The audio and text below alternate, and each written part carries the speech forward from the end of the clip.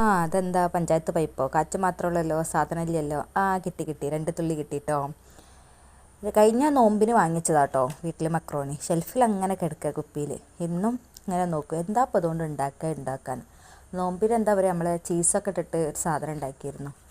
പക്ഷേ അന്ന് നോമ്പ് നോറ്റിട്ടാണോ ഇനി ഞാൻ ഉണ്ടാക്കിയതിൻ്റെ ഇതാണോ എന്താ അറിയില്ല, അന്ന് കഴിച്ചിട്ട് എന്തോ ഭയങ്കര ഒരു ഗതികേടായിരുന്നു തിന്നതിൻ്റെ ശേഷം.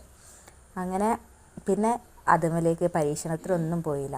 ഇന്നിപ്പോൾ യൂട്യൂബ് ഇങ്ങനെ നോക്കുമ്പോഴാണ് ഈ ഒരു റെസിപ്പി കണ്ടത്.